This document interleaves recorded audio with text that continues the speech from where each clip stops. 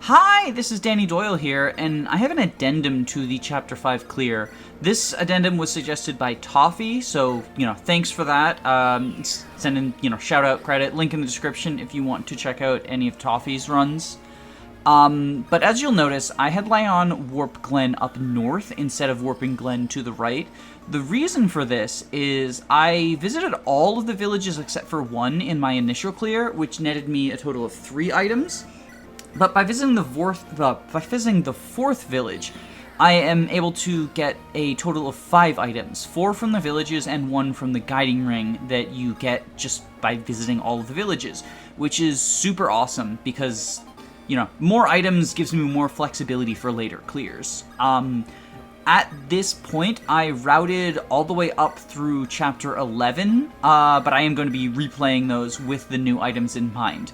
But because I know that I don't need any additional Hammerns, warps, or energy rings through Chapter 11, I had room to sort of flexibility with the items from the Guiding Ring and Amelia's house. So I decided, well, you'll see you'll see when I visit them. But I do also want to touch on Selena's staff experience. She's actually not gaining staff experience from broken staves. I wasn't aware that it worked this way in Sacred Stones, but you actually don't gain weapon experience from from when a weapon breaks.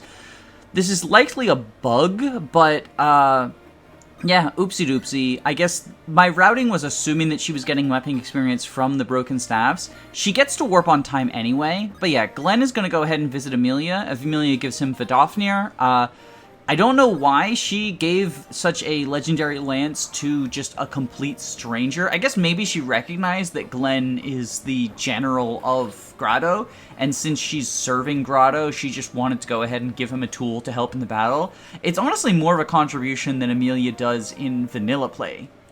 The one downside, well, there's 2 downsides to this clear. One is you use up more Silver Lance uses, but that's kind of nothing because, like, I'm not worried about running out of Silver Lance uses. I think the 2 items more than make up for the Silver Lance uses.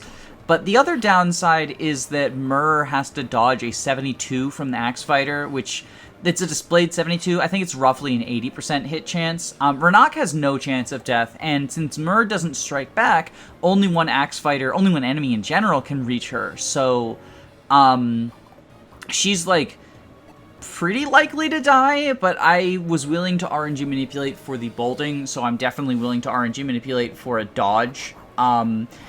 And yeah, that's the addendum to Chapter 5, and also me addressing the issues with the weapon experience routing. Ultimately, I did get Selena to warp on time, but yeah, that was my bad. Oopsie doopsie. I guess I don't know Sacred Stones as well as I thought. The other fun thing about this clear is it requires you to take weapons off of Orson, so in that way he's behaving in character because you also remove all of his weapons from him as a blue unit in vanilla play. So yeah, thank you Toffee once again. If you are interested, links in the description. Bye-bye!